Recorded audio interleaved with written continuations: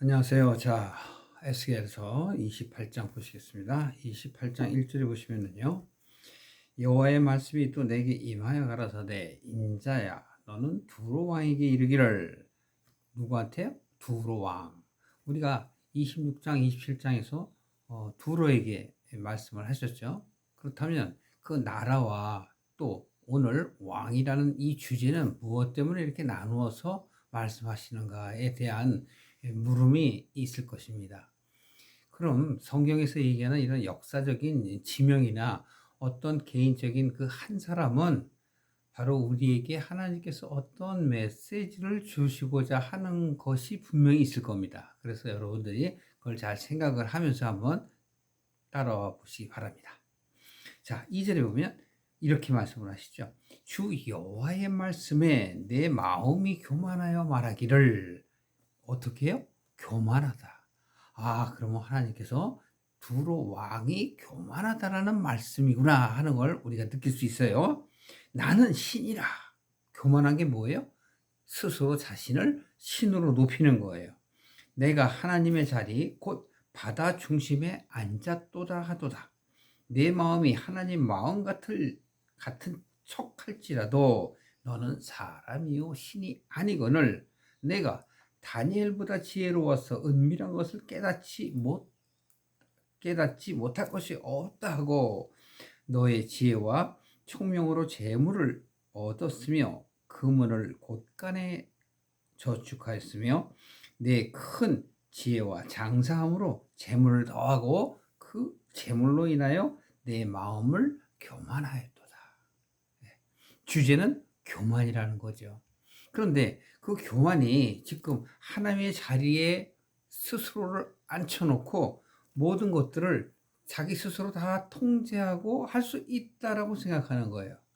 그래서 스스로 나는 어떻다? 신이다라고 얘기하신다는 거죠.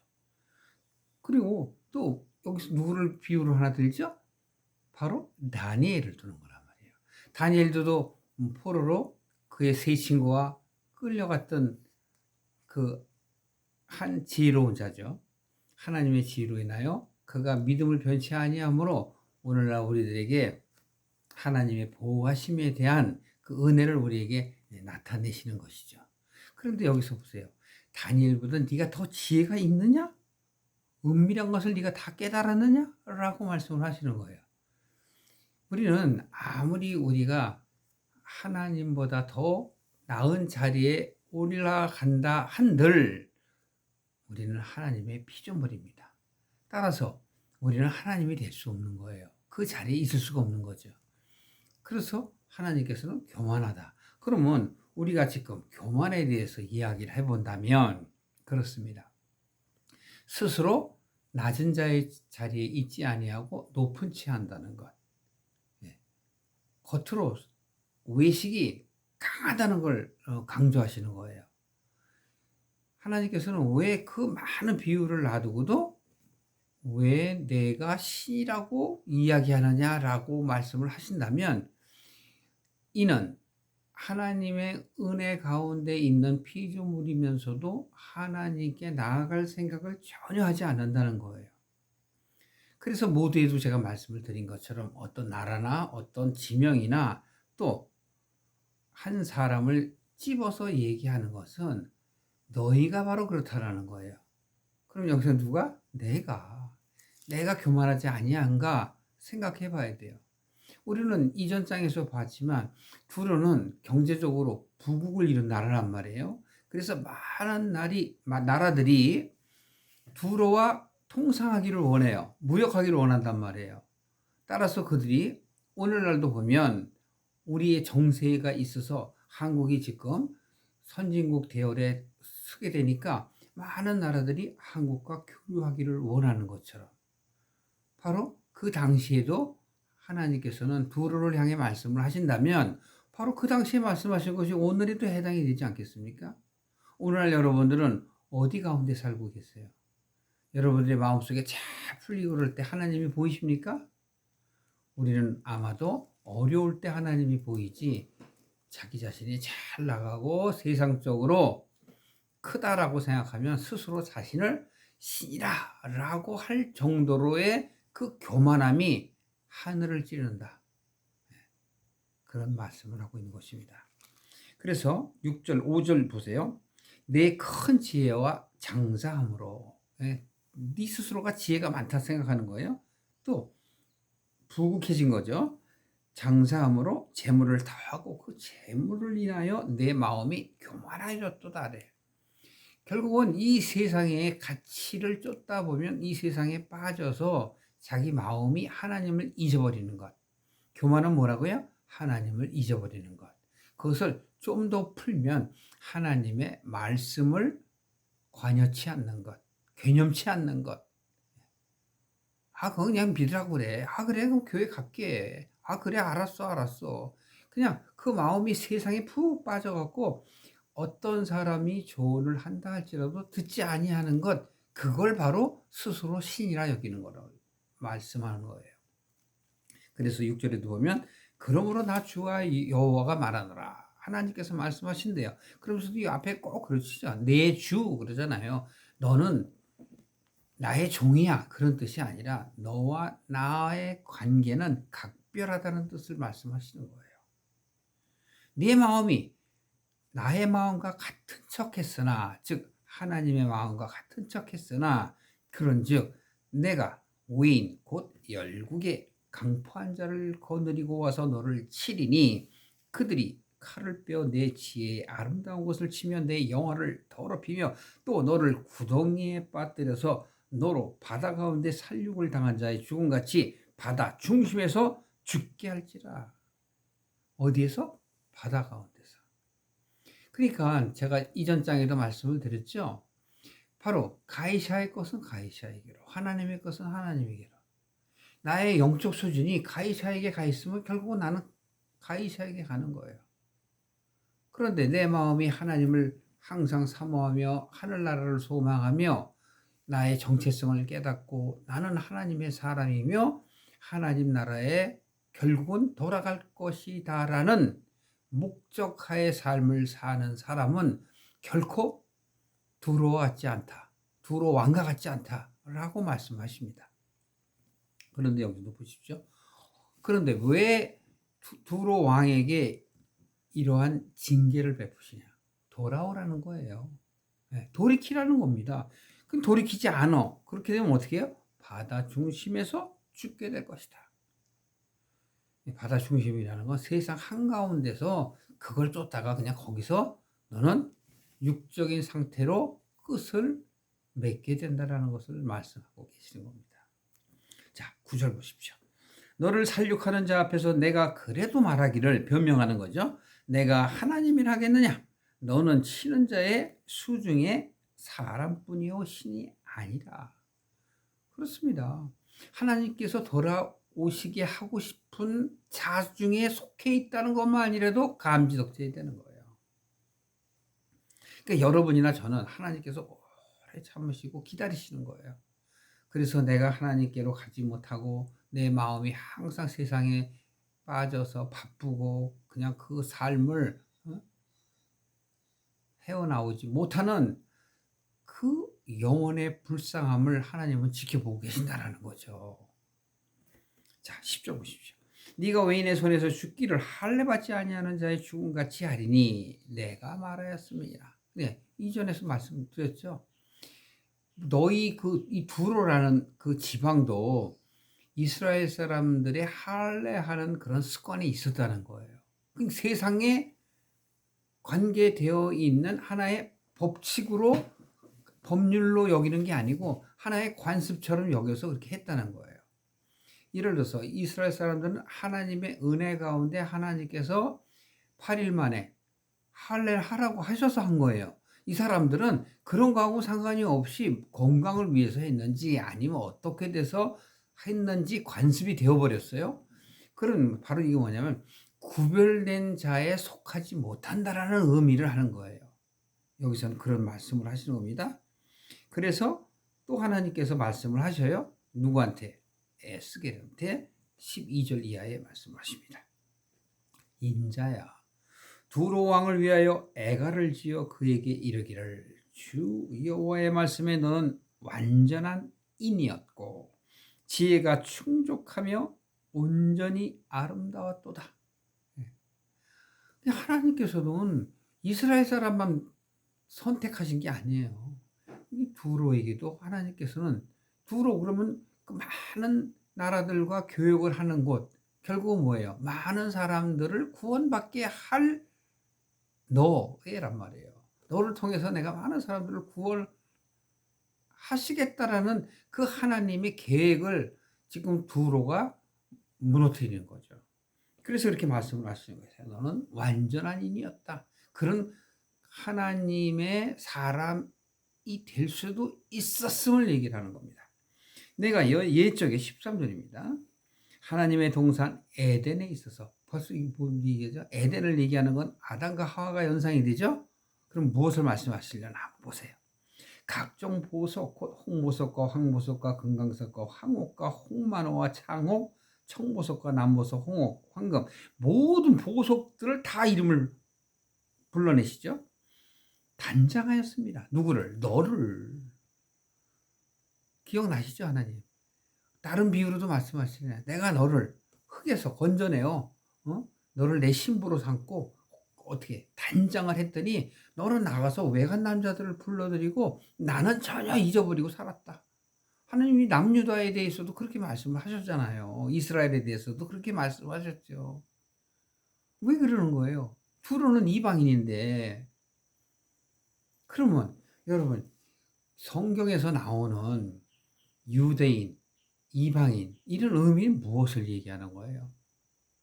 그것은 영적 의미로 뭐냐면 신약시대 때 사도 바울이 풀어놨습니다. 그것은 바로 나의 옛사람 그리고 새사람입니다. 속사람, 겉사람인 것이에요. 그러면 겉으로 내가 사는 삶은 이 세상에 사는 삶이란 말이에요. 속사람, 그건 뭐예요? 내가 하나님의 말씀을 받아들여서 나의 사상, 생각이 바뀌어져서 사는 삶, 이게 바뀐 삶, 그걸 바로 거듭난 삶, 새 사람이라고 얘기하는 거고 그것을 속 사람이 바뀌었다고 얘기하는 거란 말이에요. 겉사람은 나의 환경과 나의 사는 인생 속에서 살아가는 모습을 얘기하는 거고 속 사람이라는 건 영적 얘기를 하는 것이란 말이에요. 그러니까 하나님께서 여기서 옛적의 에덴 동산에서 그 모든 것들을 다 아담과 하와에 준 것처럼 아담과 하와에 준 것만이 아니라 너도 그렇다는 거예요.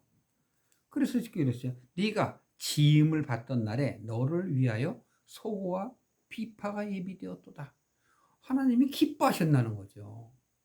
근데 여기서 보십시오. 예비되었었도다 라고 말씀하시는 거는 과거형이잖아요. 현재는 어떻다는 거예요? 아니란 얘기잖아요. 여러분의 신앙생활을 한번 돌아보세요. 하나님을 만났을 때 그 초심에 있는지. 14절 보십시오. 너는 기름 부음을 받은 덮는 그룹이며. 예, 그룹 여러분 생각나시죠? 모세 때 하나님께서 성소 지성소를 만드셨을 때 바로 지성소 안에 있는데 그 덮개가 바로 뭐예요? 그룹으로 덮잖아요. 그 안에는 세 가지가 있잖아요. 만나와 쌍난지팡이, 그 다음에 십계명이 들어있잖아요. 그 모든 것은 바로 내가 하나님과 하나가 된다는 것이고 그 법궤는 하나님을 의미하는 거예요. 그 안에 들어있는 건 뭐예요? 그것으로 인하여 그 세 가지로 인하여 변화나가는 나의 즉 새로워진 나 영적인 내 모습을 얘기하는 거예요. 그런데 여기서 기름 부음을 받는 그 덮는 그룹이다. 네. 그러면 덮는 그룹이라는 것은 바로 그 법궤를 덮는 그 뚜껑을 이야기하는데 그건 뭐냐면 하나님의 임재하심, 보호하심을 얘기하는 거예요. 그러니까 하나님께서 그렇게 기름을 부으셨다는 거죠. 내가 너를 세우매 내가 하나님의 성산에 있어서 화강석 사이를 왕래하였도다. 무슨 산? 성산, 성스러운 산을 얘기하는 거예요. 깨끗한 산을 얘기하는 거예요. 변하지 않고 더러워지지 않은 그러한 산이었다라고 과거형으로 말씀을 하시는 거죠. 그래서 왕래하였었도다. 내가 치임을 받던 날로부터 내 모든 길에 완전하더니 마침내 불의가 드러났도다. 마침내 결국 드러나는 거예요. 그래서 바로 교만한 거예요. 내가 교만치 아니하고 하나님을 사랑하며 하나님과 하나가 되길 바란다면 절대 그럴 리 없죠. 그런데 우리는 인생살이를 돌이켜봐도 그래요. 결혼할 때는 뭔가 마음에 들어서 저 사람이면 내가 평생을 같이 하겠다 하고 결혼을 하는데 얼마 가요. 네? 어떤 사람은 신혼여행 중에 깨지고 어떤 사람은 3년, 5년 안에 깨지죠. 해를 달리하면 달리할수록, 즉 나이가 먹어가면 나고 갈수록 그런 애틋한 정과 사랑이 있어요. 네. 사랑이 없다면 뭘까요? 이기적인 거라고. 자기 자신을 보니 자꾸 자기 자신에게 맞추어서 생각을 하게 돼. 결혼 초에는 상대방에 맞춰서 하다가 결혼하고 나서 하루 한 해, 두 해 가면 자꾸 자기에게 맞추는 거죠. 생각이 바뀌는 거예요, 그게. 바뀐 거. 아니요? 그냥 처음부터 원래 그래요. 그런데 그때는 상대방에게 잘 보이려고 그렇게 했던 거죠. 실상은 우리들은 다 이기적인 인간입니다. 그래서 마침내 그 불의가 드러나는 거야. 내 무역이 풍성함으로 내 가운데 강포가 가득하여 내가 범죄하였도다. 잘 되니까. 나라가 강해지면 어떻게 돼요? 네, 자기가 모든 것을 다 휘두를 수 있다라고 생각하지는 않습니까? 그럼 바꿔서 생각해 보세요. 자꾸 제가 지금 어떤 이런 환경에 대해서 얘기하는 건 우리의 영적인 상태를 얘기하는 거예요. 그래서 하나님께서는 어떻게 너를 더럽게 여겼다는 거잖아요. 그러면서 화광석 사이에서 멸해버렸다. 내가 아름다움으로 마음이 교만하였으며 내가 영화로움으로 내 지혜를 더럽혔으며, 여기서 지혜는 하나님의 지혜예요. 하나님의 지혜를 더럽힌 거예요. 그게 뭐예요? 나의 생각이 바뀌었다는 거예요. 내가 연약하고 벌거벗고 굶주리고 가난할 때는 하나님을 바라봐. 그러나 그것이 회복이 되는 게 아니라 그것을 이제 이기게 되면 그 다음부터는 이제 하나님은 간 곳이었고 자기 스스로 자기 자신을 높인단 말이에요. 그래서 인간 자체가, 저를 포함한 모든 사람들은 선하지가 않다고. 물론 내 속에 선함이 있어. 그 선함은 근데 내 게 아니에요. 내게 악함이 있어요. 악함. 그게 내 거라니까. 잘 생각해 보세요. 여러분 정말 선하세요? 그건 자기 위주로 생각하니까 그래. 삼자의 관점에서, 방관자의 관점이나 관찰자의 관점에서 한번 보세요. 하나같이 약하지. 저부터 약하다니까요. 내가 17절입니다. 마음이 교만하였으며 내가 영화로우며 내 지혜를 더럽혔습니다. 내가 너를 땅에 던져서 열왕 앞에 두어 그들의 구경거리가 되게 하였도다. 네. 다른 나라들로부터, 바꿔서 말하면 다른 사람으로부터 내가 처한 모습을 보고 어떻게 돼요? 조롱하나, 조롱. 이 얘기 많이 나오죠. 조롱거리가 되게 하겠다. 네가 처음에 하나님을 그렇게 사랑한다 그러며 네가 신앙이 좋은 것처럼 맨날 좀 구별된 겉으로의 그 모습을 보여서 정말 그런 줄 알았더니 아이고 아니나 달라. 그러면 그렇지. 결국 그 모양 아니냐? 라고 조롱한다는 거예요. 내가 죄악이 많고 무역이 불의함으로 내 모든 성소를 더럽혔으며. 이거 왜냐면 이것도 이제 세상적인 의미로 얘기하면 뭐냐면 죄악이 많고 무역이 불의가 많다. 하필 여기서 무역이라는 말을 넣은 건 뭐냐면 장사가 잘 되니까 이렇게 성실하지 않고 악한 마음으로 남들을 어떻게 한다는 얘기예요. 착취한다는 얘기잖아요.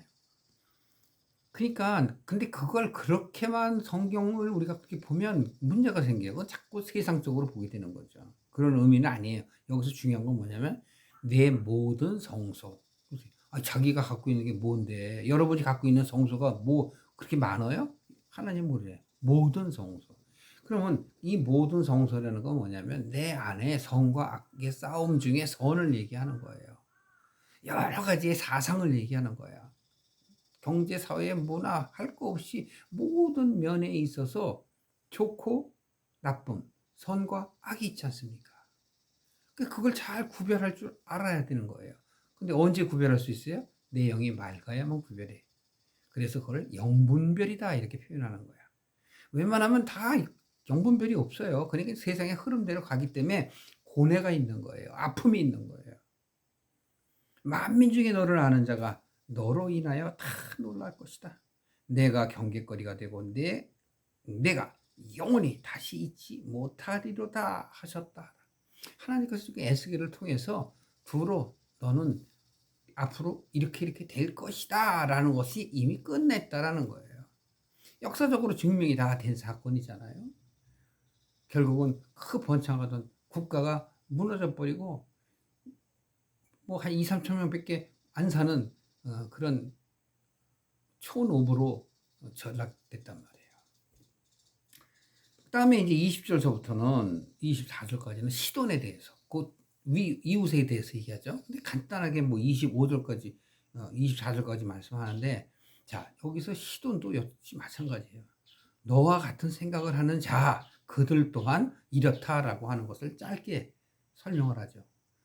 두루를 25장서부터 지금 28장 19절까지 말씀을 했다면, 왕을 포함해서 했다면, 이제 5절 정도밖에 안 되는 그 짧은 시간에 시돈을 말씀하십니다. 여호와의 말씀이 또 내게 임하여 가라사대 인자야 너는 낯을 시돈으로 향하여 그를 쳐서 이어나라. 너는 이르기를 주 여호와의 말씀에 시돈아 내가 너를 대적하나니 내 가운데서 내 영광이 나타나리라 하셨다. 하나님의 뭐가 나타나요? 영광이 나타나. 다시 한번 여러분 상기하시죠? 모든 사람에게 구원받을 뭐가 있어요? 권리가 있어요. 권리가 있다는 건 뭐죠? 하나님이 주셨다니까. 하나님 나라에 들어갈 수 있는 자격이 있어요, 다. 그런데 선택을 안 하는 거야. 문을 열지 않아. 그래서 하나님 나라에 못 들어가요. 그러니까 그 하나님의 영광이 나타나다 할지라도 안 받아들여. 요한복음 1장에 보면 그게 설명을 해요. 신약시대 때. 사도 요한이 말을 해요. 뭐라고 얘기해요? 빛이 있으되 어둠이 깨닫지 못하더라. 그렇습니다. 우리에게는 항상 하나님이 지켜주시고 보호하시고 우리를 아주 그냥 너무너무 사랑하신다. 그건 감성적인 거지. 내가 그걸 느끼지 못하면 하나 소용이 없어요. 여기서 두로도 시돈도 못 느끼는 거죠. 23절에 그렇게 네가 나를 하나님이 영광을 나타낸다 할지라도 네가 받아들이지 않으면 거기 22절 중반부터요. 그 가운데서 하나님께서 어떻게 돼요? 국문을 행한다는 건 왜? 심판하시겠다는 거예요. 내 거룩함을 나타낼 때에 무리가 나를 여호와인 줄 알리라.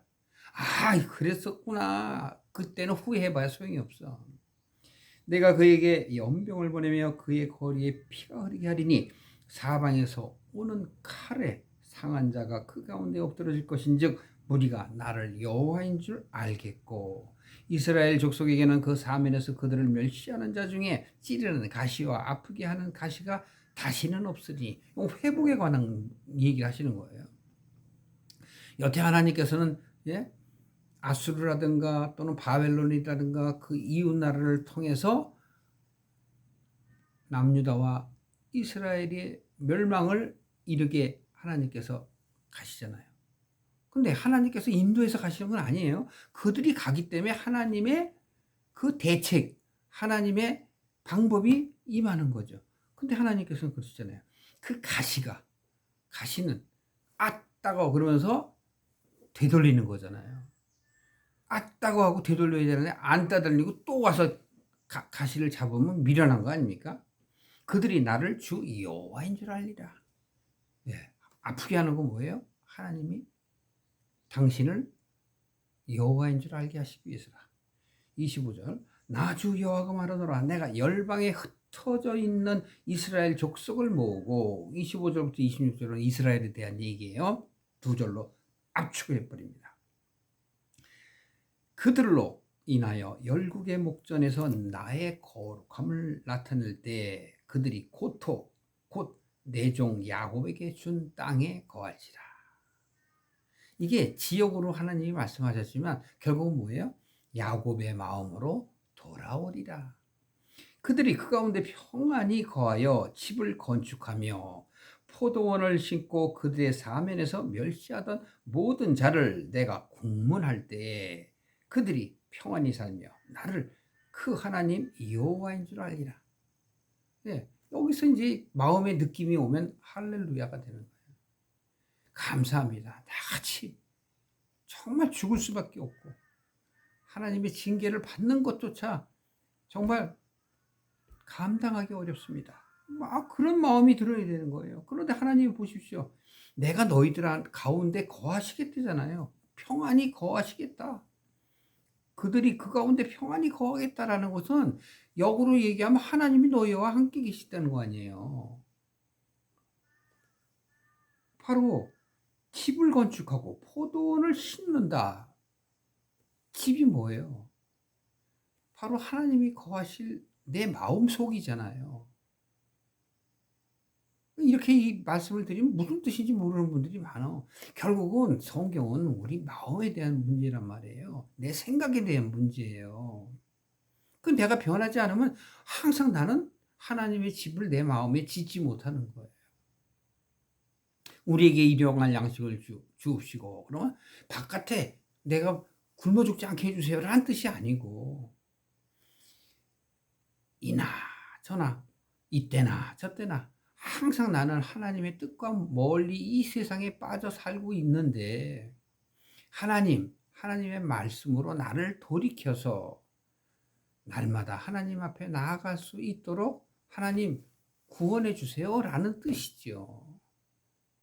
다르게 해석하니까 자꾸 엉뚱한 소리를 하게 되고 기도하라 그러면 뭐든지 자기가 원하는 것을 이루어 주시는 것을 바로 하나님의 감사, 하나님의 은혜라고 얘기하는 그 어리석음을 언제나 버리겠습니까? 언제나 감성적인 사람으로 맨날 주는 것만 어린아이처럼 받아먹기만 바랍니까? 하나님께서 바로 여호와인 줄 알리라. 나를 너의 하나님인 줄 알리라. 그게 감사야. 그렇죠. 하나님이 나의 하나님이 되시는군요. 나의 아버지가 되시는군요. 나의 친구가 되시고 나의 남편이 되시는군요. 라고 내 마음 가운데 울림이 있고 느껴질 때 비로소 우리는 하나님의 사람인 것을 깨닫게 되며 하나님의 길로 우뚝 서서 한 걸음 한 걸음 나아가는 강인한 크리스천이 되어가는 것입니다. 오늘 28장까지 해서 결국은 두로의 이야기와 잠깐 마무리에 그 곁에 있는 시돈 또한 구원받을 수 있다라는 의미를 결국은 우리 주위에 누구나 돌이키면 하나님의 나라에 들어갈 수 있다라는 그러한 희망을 우리에게 주시는 것이며 또 하나님께서 이렇게 긴 장에 열거하여 한글 한글 우리에게 주시는 것은 그만큼 우리에 대한 사랑을 나타내시는 겁니다. 저와 여러분이 이 세상에 살면서 여러 가지로 힘들고 안타깝고 사랑이 부족하고 애정이 부족하고 삶에 여러 가지 경제적으로 힘든 거 압니다. 그러나 여러분이 어디에다가 눈을 두셔야 돼요? 여러분의 마음을 어디에다 두셔야 평강이 오고 마음의 천국이 이루어질까요? 여러분 앞날에 주님의 은혜가 있기를 간절히 축원합니다.